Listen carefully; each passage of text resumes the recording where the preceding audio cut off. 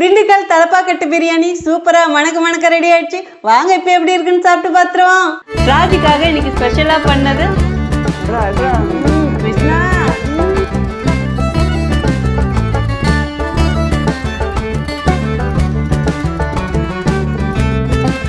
Hi friends, welcome to cook with Sangeetha. இன்னைக்கு நம்ம பார்க்க போகிறது என்னுடைய தலப்பாக்கட்டு வச்சே நீங்கள் புரிஞ்சிருப்பீங்க. இன்னைக்கு நான் தலப்பாக்கட்டு பிரியாணி தான் செஞ்சு காட்ட போகிறேன். உங்களில் நிறைய பேர் கேட்டிருந்தீங்க, அக்கா திண்டுக்கல் தலப்பாக்கட்டு பிரியாணி செஞ்சு காமிங்கன்னு சொல்லிட்டு. அது சீரக சம்பா அரிசியில் இந்த பிரியாணியோட ஸ்பெஷலே. இதுக்கு தனியாக நம்ம ஒரு மசாலா அரைப்போம், அங்கே தான் டேஸ்ட்டே இருக்குது. ரொம்ப எளிமையான முறையில் சங்கீதா ஸ்டைலில் செஞ்சு காட்ட போகிறேன். நம்ம சேனலை யாரெல்லாம் இன்னும் சப்ஸ்கிரைப் பண்ணலையோ சப்ஸ்கிரைப் பண்ணுங்கள். ப்ளீஸ் கீழே இருக்கிற பெல் பட்டனில் மறக்காமல் ஆள் கொடுங்க. அப்போ தான் நான் போகிற வீடியோ உங்களுக்கு உடனே வரும். வாங்க இப்ப எப்படி செய்யறதுன்னு பார்க்கலாம். திண்டுக்கல் தலப்பாக்கட்டி பிரியாணி செய்யறதுக்கு ஒரு மசாலா ஃபர்ஸ்ட் ரெடி பண்ணிக்கலாம். அதுக்கு தேவையான பொருட்கள் பார்த்தலாம். ஏலக்காய் 10 எடுத்திருக்கேன். இது சின்னதா இருக்கு அதனால 10 எடுத்திருக்கேன். பெருசா இருந்தா 7 எடுத்துக்கோங்க. சீரகம் 1/2 டீஸ்பூன், மிளகு 1 டீஸ்பூன், ஸ்டார் அன்னாசி மொட்டு 3, பிரிஞ்சி இலை 2, ஜாதி பத்திரி சின்னதா 1. அன்னாசி மொட்டும் ஜாதி பத்திரியும் ரொம்ப கம்மியா போடணும். நீங்க இது அதிகமா போட்டீங்கன்னா கசக்கும். சோம்பு 1 டீஸ்பூன், 10 லவங்கம். நான் எடுத்திருக்கிற லவங்கம் ரொம்ப சின்னதா இருக்கிறதுனால 10. நீங்க எடுத்திருக்கிறது காரமா இருந்ததுன்னா 7 போடுங்க, கரெக்டா இருக்கும். பட்டை மீடியம் சைஸ் 3 எடுத்திருக்கேன். கல்பாசி 1 டேபிள் ஸ்பூன் எடுத்திருக்கேன். இந்த அளவுக்கு இருந்தா கரெக்டா இருக்கும். இந்த ரெசிபி பொறுத்த வரையிலும் கல்பாசி ரொம்ப முக்கியம். இந்த வாசனை தான் அதுல டாமினேட் பண்ணும். கொத்தமல்லி 2 டீஸ்பூன். இப்ப இது எல்லாத்தையும் மிக்சி ஜார்ல போட்டுக்கலாம். நம்ம இன்னைக்கு 1 கிலோ ஜீரக சம்பா அரிசி 1.5 கிலோ சிக்கன் வச்சு செய்ய போறோம். அதுக்கு தகுந்த மசாலா தான் நான் எடுத்திருக்கேன். 1 கிலோ அரிசிக்கு 1 கிலோ சிக்கன் வேணாலும் போடலாம், 1.5 கிலோ சிக்கன் வேணாலும் போடலாம். இப்போ இது பொடி பண்ணி எடுத்துட்டு வந்துடுறேங்க. பாருங்க, இந்த மாதிரி பொடி பண்ணி எடுத்துக்கணும். இந்த பிரியாணிக்கு இந்த மசாலா நல்ல ஃப்ளேவரும் கொடுக்கும். அதே மாதிரி மற்ற பிரியாணியை விட இந்த பிரியாணி பார்த்தீங்கன்னா நல்லா ப்ரௌன் கலரா இருக்கும். இப்போ இது வேற ஒரு பாத்திரத்துக்கு மாற்றி வச்சிடுறேன். இப்போ அதே மிக்சி ஜாரே எடுத்துக்கிட்டேன். 150 கிராம் சின்ன வெங்காயம் உரிச்சு வச்சிருக்கேன், அதுவும் இதிலே போட்டுக்கலாம். கை அளவுன்னு பார்த்தீங்கன்னா ஒரு கை ஃபுல்லா இருக்கும். 2 கட்டி பூண்டு உரிச்சு வச்சிருக்கேன், அதுவும் இதிலே போட்டுக்கலாம். இஞ்சி பெருசா 2 துண்டு எடுத்து கட் பண்ணி வச்சிருக்கேன், அதுவும் இதிலே போட்டுக்கலாம். இஞ்சியும் பூண்டும் 2ம் சேர்த்துட்டு 150 கிராம் இருக்கு. 7 பச்சை மிளகாய் 2ஆ கட் பண்ணி வச்சிருக்கேன், அதுவும் போட்டுக்கலாம். நீங்க உங்க காரத்துக்கு ஏற்ப போட்டுக்கோங்க. இதுல தண்ணிலாம் எதுவுமே ஊத்த வேணாம், வெங்காயத்துல இருந்தே தண்ணி வரும், அதே போதும். இப்ப இது கொரகொரப்பா அரைச்சி எடுத்துட்டு வந்துடுறேங்க. பாருங்க, இந்த மாதிரி அரைச்சிக்கணும். இப்ப இதையும் வேற ஒரு பாத்திரத்துக்கு மாத்திடலாம். அதே மிக்சி ஜார்லயே தயிர் 200 கிராம் ஊத்துறேன். புதினா தலை 1 கைப்பிடி எடுத்திருக்கேன், அதுவும் இதிலே போட்டுக்கலாம். புதினா தலை இப்பயும் போடணும், வதக்கும் போதும் போடணும். கொத்தமல்லி தலை 1 கைப்பிடி போட்டுக்கலாம். இப்ப இதை அரைச்சி எடுத்துட்டு வந்துடுறேங்க. தயிர், புதினா, கொத்தமல்லி அதுவும் அரைச்சி ஒரு பாத்திரத்துல வச்சுட்டேன். தேவையான மசாலாலாம் அரைச்சாச்சு. வாங்க இப்ப பிரியாணி செய்ய ஸ்டார்ட் பண்ணிடலாம். பிரியாணி செய்யறதுக்கு இப்ப நம்ம அரிசி ஊற வச்சுக்கலாம். ஜீரக சம்பா அரிசி நான் 1 கிலோ எடுத்திருக்கேன். இந்த கிளாஸ்ல 4 கிளாஸ் வந்தது. 1 கிளாஸ் அரிசிக்கு 1.5 கிளாஸ் தண்ணி அளவு எடுத்துக்கணும். இப்ப இதை அலசி எடுத்துட்டு வந்துடுறேன். 2-3 வாட்டி தண்ணி ஊத்தி நல்லா கழுவி எடுத்துட்டேன். இப்ப இந்த அரிசி ஊறத்துக்கு தண்ணி ஊத்திக்கலாம். இது அப்படியே 20 நிமிஷம் ஊறட்டுங்க. இப்போ திண்டுக்கல் தலப்பாக்கட்டி சிக்கன் பிரியாணி செய்யறதுக்கு ஸ்டவ் ஆன் பண்ணி ஒரு பாத்திரம் வச்சுட்டேன். நல்லா திக்கான பாத்திரமா இருக்கணும். 150 ml ஆயில் ஊத்துறேன். ரீஃபண்ட் ஆயில் தான் இது. இந்த பிரியாணிக்கு டோட்டலா தேவை 200 ml ஆயில். நான் 150 ml ஆயில் ஊத்துறேன். 50 ml நெய். நெய் வந்து எப்போ போடணும்னு நான் அப்புறமா சொல்றேன். பெரிய வெங்காயம் 1 நீளமா கட் பண்ணி வச்சிருக்கேன், அதுவும் போட்டுக்கலாம். இந்த வெங்காயம் பொன்னிறமா வர வரைக்கும் வதக்கலாங்க. அடுப்பணல் மீடியமா வச்சுக்கோங்க. பாருங்க, இந்த அளவுக்கு பொன்னிறமா வெங்காயம் வதங்கினா போதும். அரைச்சி வச்ச இஞ்சி பூண்டு வெங்காயம் பச்சை மிளகாய் அந்த பேஸ்ட்டும் இதிலே போட்டுக்கலாம். இப்போ இதையும் சேர்த்து கலரி கொடுங்க.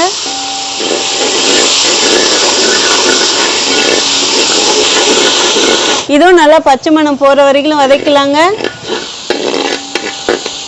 பாருங்க, பச்சை மணமும் போயிடுச்சு, அப்படியே கொஞ்சம் ப்ரௌன் கலரா வந்துருச்சு. இந்த அளவுக்கு வதக்கினா போதும். நம்ம பொடி பண்ணி வச்ச மசாலா எல்லாத்தையும் போட்டுக்கலாம்.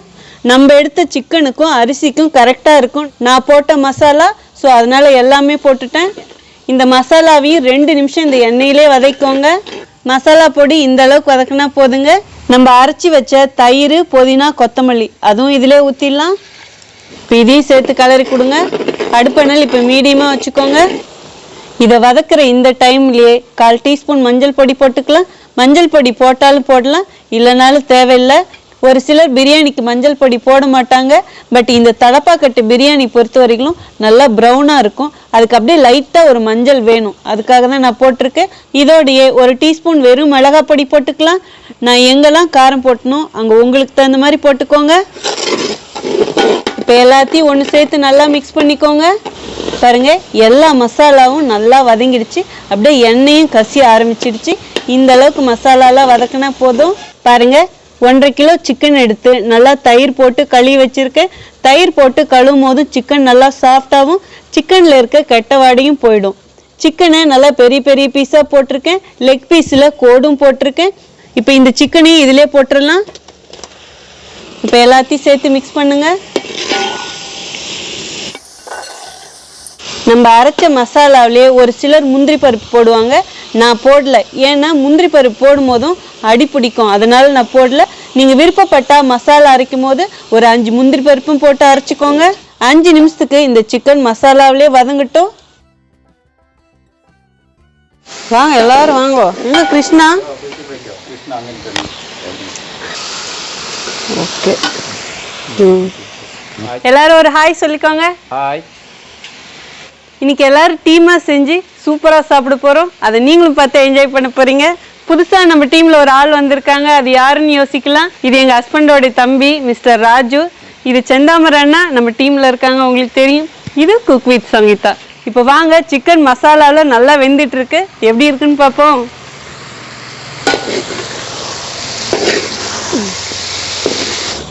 பாருங்க, சிக்கன் நல்லா எண்ணெயிலேயே வதக்கியாச்சு. இந்த பிரியாணிக்கு தேவையான அளவு உப்பு போட்டுக்கலாம். 2 டீஸ்பூன் எலுமிச்சம் ஜூஸ் புளிஞ்சு வச்சுருக்கேன், அதுவும் இதிலே ஊற்றிக்கலாம்.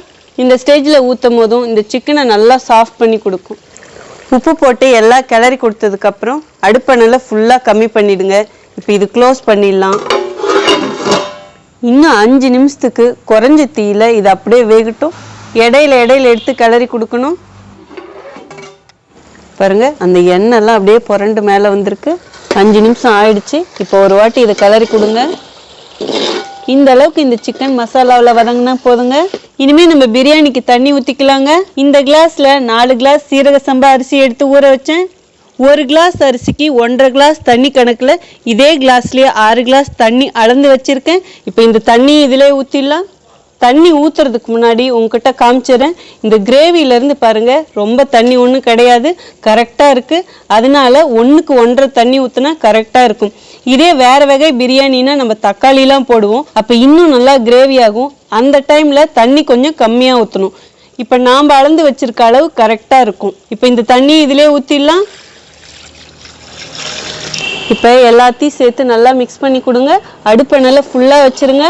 நல்லா மிக்ஸ் பண்ணிவிட்டு உப்பு காரம் புளிப்பு எல்லாம் கரெக்டாக இருக்கான்னு பாருங்கள். உங்களுக்கு தகுந்த மாதிரி அட்ஜஸ்ட் பண்ணிக்கோங்க. புளிப்பு பத்தல்னா கொஞ்சம் லெமன் ஜூஸ் ஊற்றிக்கோங்க. காரம் பத்தல்னா பச்சை மிளகாய் 2 அப்படியே முழுசாக போட்டுருங்க. இப்போ இது நல்லா கொதிச்சு வரட்டுங்க. பாருங்கள், தண்ணி நல்லா கொதிச்சிக்கிச்சு. இப்போ ஒரு தடவை கிளறி கொடுங்க. இனிமேல் நம்ம அரிசி போட்டுக்கலாம். நம்ம 20 நிமிஷம் ஊற வச்ச அரிசியை இப்படி நல்லா வடிகட்டி எடுத்து வச்சுக்கிட்டு இந்த அரிசியும் இப்போ இதிலே போட்டுடலாம். இப்போது அடுப்பை நல்லா மீடியமாக வச்சுட்டு இதை ஒரு தடவை கிளறி கொடுங்க. இப்போ கிளறி கொடுத்துட்டு ஒரு தடவை உப்பு கரெக்டாக இருக்கான்னு பாருங்கள். ஒரு கல் தூக்கலாக இருந்தால் கரெக்டாக இருக்கும், அதாவது அரிசி கொஞ்சம் உப்பு இழுக்கும், அதனால தான் சொன்னேன். இப்போ அடுப்பை நல்லா ஃபுல்லாக வைங்க. இது நல்லா கொதிச்சு வரட்டும். இப்போ பாருங்கள், நல்லா ஒரு கொதி வந்துருச்சு. இந்த தண்ணி வத்துற வரைக்கும் அடுப்பணல் கம்மியாகவே இருக்கட்டும். இந்த ஸ்டேஜில் 50 கிராம் நெய் போட்டுக்கலாம். இப்போ இந்த நெய்யும் சேர்த்து மிக்ஸ் பண்ணுங்கள். அப்படியே இப்போ லேசாக அடியிலேருந்து ஒரு தடவை கிளறி கொடுங்க. ரொம்ப போட்டு கிளறி இந்த அரிசியை உடைக்கக்கூடாது. லாஸ்ட்டாக நெய் இப்படி போடும்போதும் அந்த மனம் சூப்பராக இருக்கும். இப்போ அப்படியே இப்படி நிறவி கொடுத்துருங்க. இப்போ புதினா தலை கொஞ்சம் மேலே போட்டுக்கலாங்க. அப்படியே கொத்தமல்லி தலையும் கொஞ்சம் தூவிக்கலாங்க. அரிசி போட்டு ஒரு கொதி வந்ததுக்கப்புறம் நான் அடுப்பணல் ஃபுல்லாக கம்மியாக தாங்க வச்சுருக்கேன். இப்போ அப்படியே லேசாக கிளறி கொடுங்க. அடியிலேருந்து இங்கே பாருங்கள், இப்படி பாருங்க, தண்ணி நல்லா இழுத்துருச்சு. இனிமே நம்ம தம் போட்டுடலாம். கொஞ்சம் தண்ணி இருக்கும் போதே தம் போட்டாதான் அடியில் பிடிக்காம இருக்கும். லேசாக கிளறி கொடுத்துட்டு இப்படி எல்லா இடமும் சமமாக பண்ணி கொடுங்க. பாருங்க தண்ணி எல்லாம் இழுத்துருச்சு. கொஞ்சம் தண்ணியாக இருக்கும் போதே நான் தம் போடணும்னு சொல்லியிருக்கேன். இப்போ தம் போட்டுடலாம். அடுப்பானல ஃபுல்லாக கம்மி பண்ணிடுங்க. இப்போது நான் இது மேலே ஒரு இலை போடுறேன். இலை இருந்தால் போடுங்க, இல்லைன்னா பரவாயில்ல. இலை போடும் போதும் நல்லா வாசனையாகவும் இருக்கும், உள்ளே இருக்கிற ஆவியும் வெளியே போகாமல் இருக்கும். இலை கிடச்சிதுன்னா கண்டிப்பாக இந்த மாதிரி தம் போடும்போது மேலே போடுங்க. அந்த இலைக்குனே ஒரு மனம் இருக்குதுல்ல, அது அவ்வளோ சூப்பராக இருக்கும். இப்போது இந்த பாத்திரத்தை நல்லா ஃபுல்லாக கவர் பண்ணுற மாதிரி மூடி போட்டு மூடிடலாம். இப்போது நான் வெளியில் பெரிய அடுப்பில் தம் போடுறேன். அதே மாதிரி நான் எடுத்துருக்கிற பிரியாணி பாத்திரமும் ரொம்ப திக்கானது.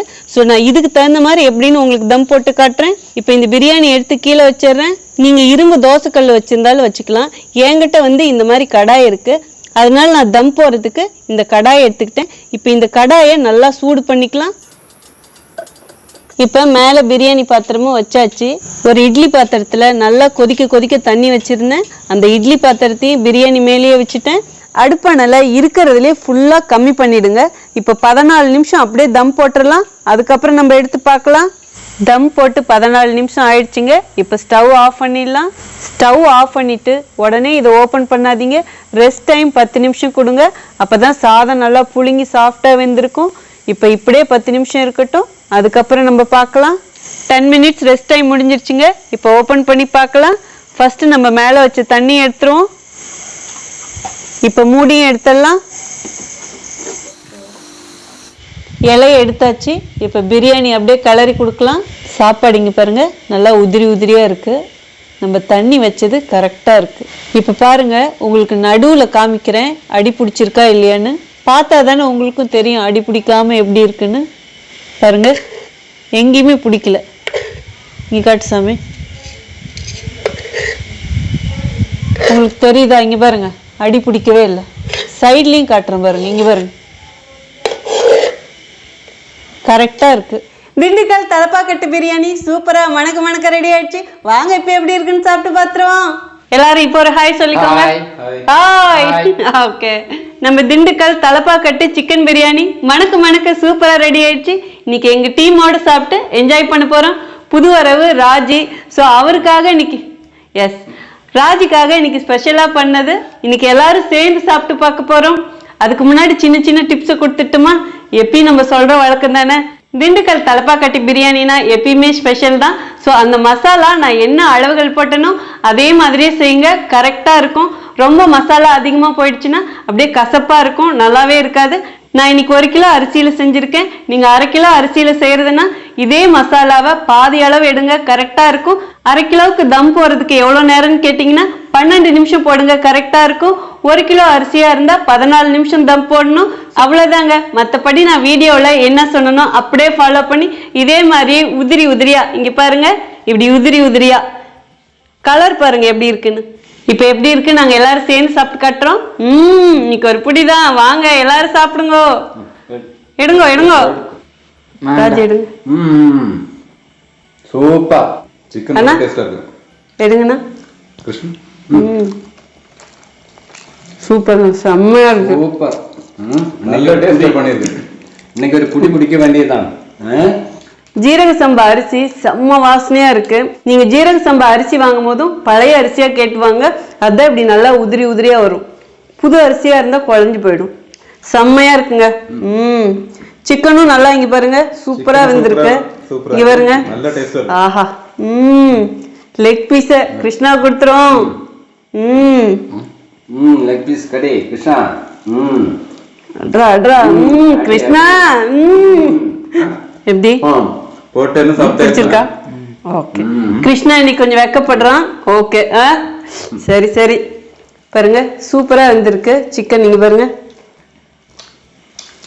ஆஹா, இங்க பாருங்க, அப்பா எப்படி இருக்குன்னு பாருங்க.